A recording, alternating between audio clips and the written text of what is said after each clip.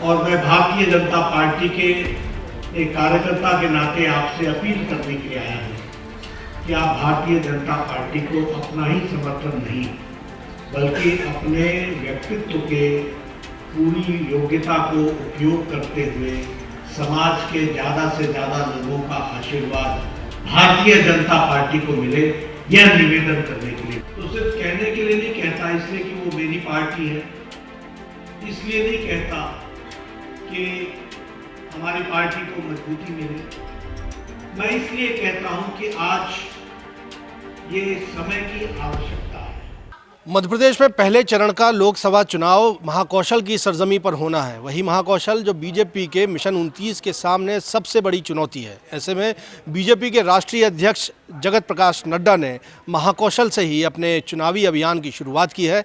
JP Nadda आज जबलपुर पहुंचे और जबलपुर में उन्होंने प्रबुद्ध वर्ग सम्मेलन के जरिए अपनी बातें, पार्टी की बातें जनता तक पहुंचाने की कोशिश की है।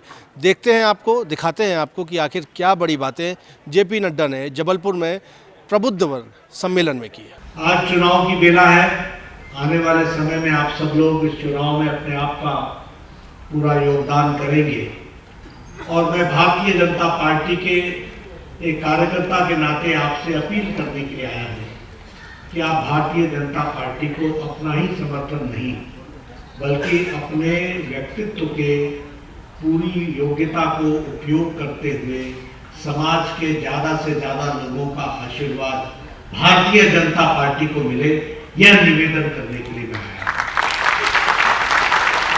और जब मैं ये कहता हूं तो सिर्फ कहने के लिए नहीं कहता इसलिए कि वो मेरी पार्टी है, इसलिए नहीं कहता कि हमारी पार्टी को मजबूती मिले।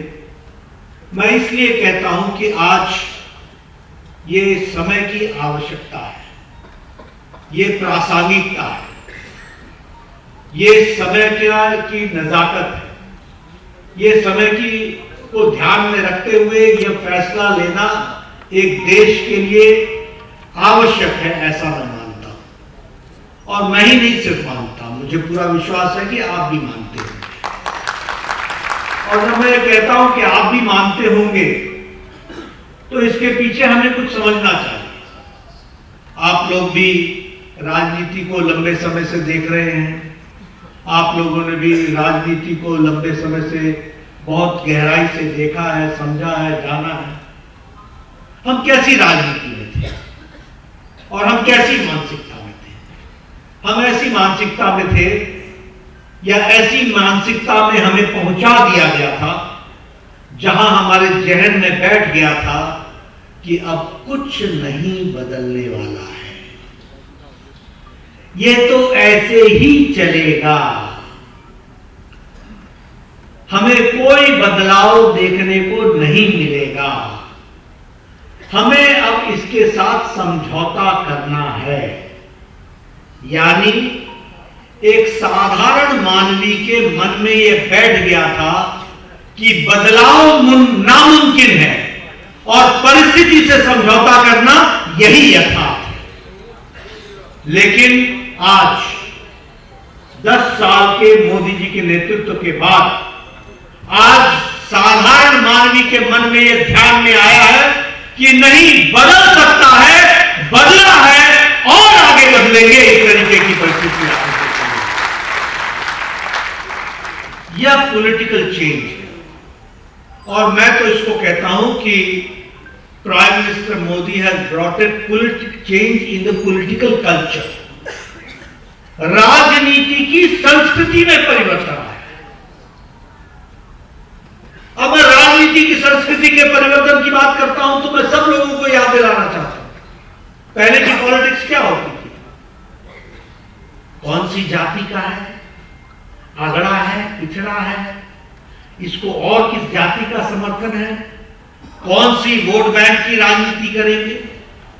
यानी जातिवाद प्रभावित, जातिवाद को मुख्य चुनाव जीतने का आधार मानकर राजनीति करने का तरीका था। दूसरा तरीका क्या था कि परिवारवाद, डायनेस्टिक रूल्स, एक ही परिवार के लोग चले हुए, बाकी सब तालियां बजाओ,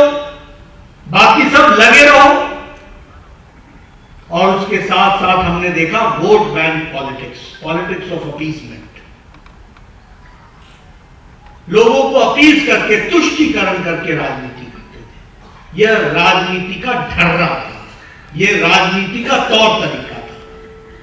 आज हम कह सकते हैं कि मोदी जी के आने के बाद परिवारवाद को धक्का दिखाया है, जातिवाद को समाप्त किया है, तुष्टीकरण को समाप्त किया है और विकासवाद को आगे बढ़ाया है, विकास की नई गंगा भरी।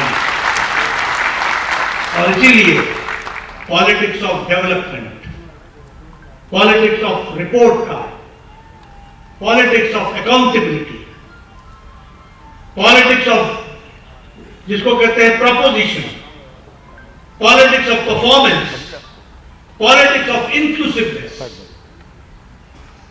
उनकी पॉलिटिक्स क्या होती थी? Politics of division, politics of डिविजिवनेस।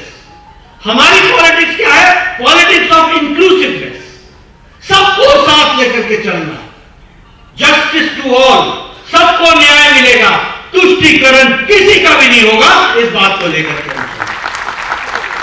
और इसीलिए हमने कहा सबका साथ, सबका विकास, सबका विश्वास और सबका प्रयास, इस बात को लेकर। मॉर्गन स्टैनली बोलता है कि India is different from 2013। Bharat अलग है, 2013 का भारत और आज का भारत अलग है।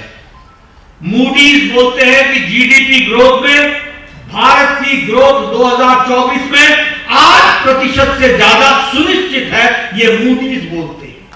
यानी दुनिया की इंटरनेशनल एजेंसीज आज भारत की रेटिंग कर रही है और हमारे कांग्रेसी चिल्ला रहे हैं बेरोजगारी, महंगाई, बेरोजगारी, महंगाई।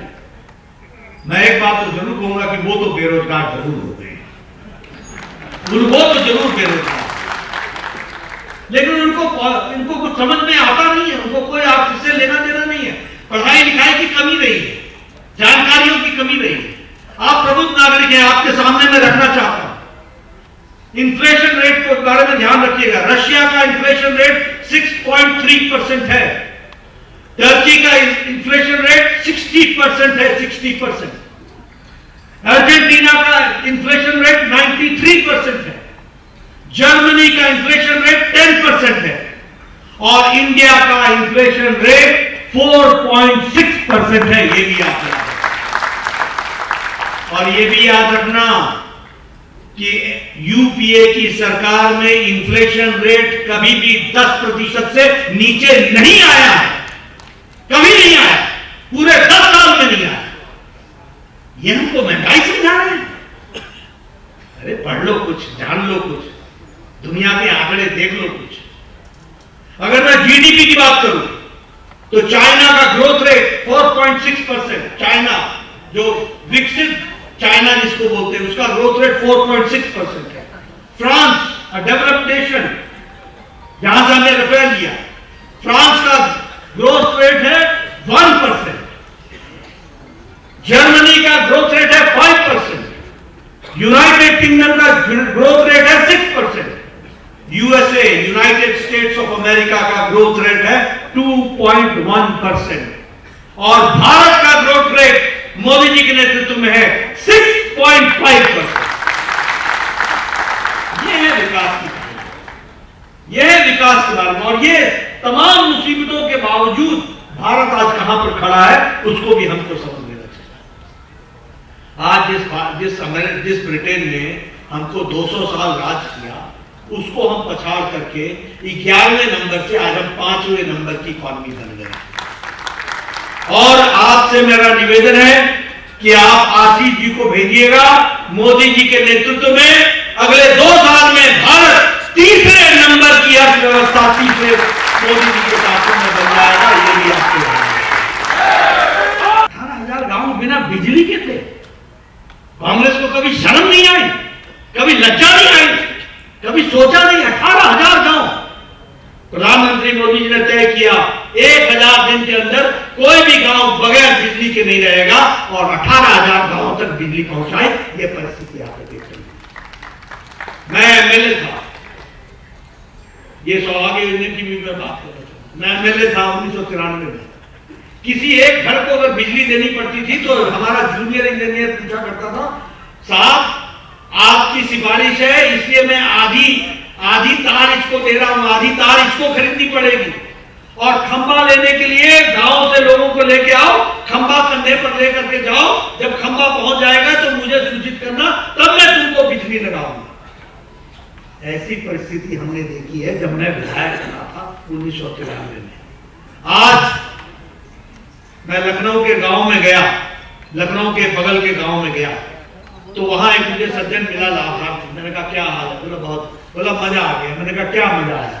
बोला दोपहर को एप्लीकेशन का फॉर्म भराया और शाम को सूर्यास्त से पहले बिजली मेरे घर पहुंच गई।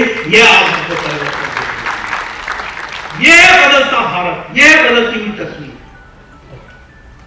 प्रधानमंत्री गरीब कल्याण अन्न योजना, 80 करोड़ की जनता को 5 किलो गेहूं, 5 किलो चावल, 1 किलो दाल, 25 करोड़ के लोगों को गरीबी की रेखा से निकाल लेना, अति गरीबी 1% से नीचे पहुंचा देना, ये गांव गरीब की चिंता नहीं है। प्रधानमंत्री किसान सम्मान निधि 12 करोड़ के से ज्यादा लोग, 11 करोड़ 78 लाख लोगों को 2000 रुपए प्रति चौथे महीने पहुंचाना, ताकि वो अपनी जरूरतों को पूरा कर सके। ये काम अगर किसी ने किया तो प्रधानमंत्री मोदी जी ने किया। इसलिए हर दृष्टि से देखिए, किसान की बात कीजिए, आप युवाओं की बात कीजिए, महिलाओं के सशक्तिकरण की बात कीजिए। अभी तो अब मैं महिलाओं की जब मैं बात करना चाहता हूं, ये 2024 का चुनाव है, 2029 के चुनाव में नारी शक्ति वंदन विधेयक के कारण आज 33% लोग पार्लियामेंट में होंगे। सवाल है तो मैं हमेशा सब लोगों को कहना चाहता हूं, एक तरफ प्रधानमंत्री मोदी जी हैं जो कहते हैं कि हम भ्रष्टाचार को हटा सकते हैं और भ्रष्टाचार के साथ कोई समझौता नहीं करेंगे, झूठ से उसको समाप्त करेंगे, ये संकल्प लेकर के मोदी जी करते हैं। और इंडी अलायंस भ्रष्टाचार बचाने वाले लोगों का जमावड़ा बन गया है, भ्रष्टाचार से बचने वाले लोगों का।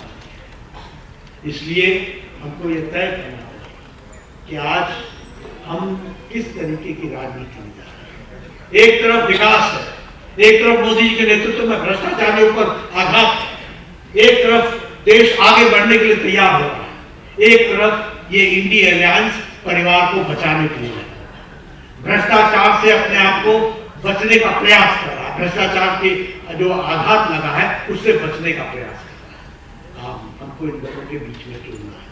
मैं ज्यादा नहीं कहना चाहता हूं, लेकिन मुझे बड़ा आश्चर्य भी लगता है, राहुल गांधी बेल पर, सोनिया गांधी बेल पर, बाकी सारे कोई ना कोई जेल में, केजरीवाल जेल में, हमारे सत्येंद्र जेल में, मनीष सिसोदिया जेल में, आधे जेल में, कुछ जेल में। परिवार की पार्टी उठाए, मैं आपके सामने तस्वीर रखना चाहता हूं। जम्मू कश्मीर में फरूक अब्दुल्ला की पार्टी परिवार की पार्टी, मुफ्ती मोहम्मद की महबूबा मुफ्ती की पार्टी परिवार की पार्टी, बादल की पार्टी परिवार की पार्टी, चौटाला की पार्टी परिवार की पार्टी, समाजवादी पार्टी परिवार की पार्टी, अखिलेश डिम्पल पहले मुलायम के चाचा, बाकी स्कूल स्टॉप। बिहार में आरजेडी परिवार की पार्टी, लालू, राबड़ी, तेजस्वी, तेज प्रताप, ये सब परिवार की पार्टी। बंगाल में ममता, अभिषेक, ये परिवार की पार्टी। अगर हम बात करें केसीआर की पार्टी, केसीआर, केटीआर, कविता परिवार की पार्टी। अगर हम तमिलनाडु की बात करें, परिवार की पार्टी। स्टालिन, उदयनिधि स्टालिन और करुणानिधि पहले तो थी। अगर मैं बात करूं महाराष्ट्र की, तो शरद, सुप्रिया सुले परिवार की पार्टी। अब तो भतीजा भी चला है, चाचा से अलग हो गया। उद्धव ठाकरे, आदित्य ठाकरे परिवार की पार्टी। ये सभी परिवार को बचाने के लिए लगी हुई पार्टियां हैं, कोई ऐसी पार्टी नहीं है। और तो और अब छोड़िए, इंडियन नेशनल कांग्रेस भी अब मां, बेटा, बेटी की पार्टी हो गई है, बाकी सब कोई छुट्टी हो गई है, ये भी आप जानते हैं। इसलिए सारी परिवार की पार्टी है। और सारी भ्रष्टाचार में लिप्त पार्टियां हैं।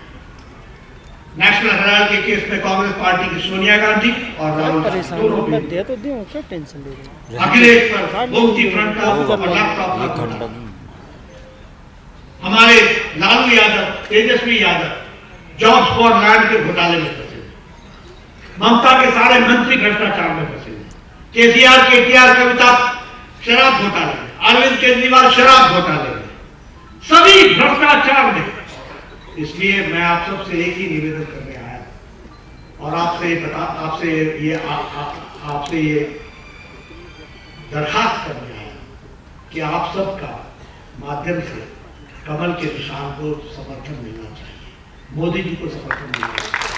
यह पार्टी की आवश्यकता नहीं है, यह देश की आवश्यकता है, यह समय की आवश्यकता है। और समय को ध्यान में रखते हुए आप सब लोगों से मेरा निवेदन रहेगा कि आप सब लोगों का तो आशीर्वाद मुझे मिलेगा ही, लेकिन आपके साथ साथ आपके मोहल्ले का, आपके पड़ोसियों का, आपके साथ रहने वाले लोगों का, आपके रिश्तेदारों का, आपके भाई बहनों का, आपके साथियों का, उनका भी समर्थन मिले और भारतीय जनता पार्टी जीत करके आए। आशीष दुबे को आपका आशीर्वाद मिले, यही मैं निवेदन कर रहा हूँ। आपने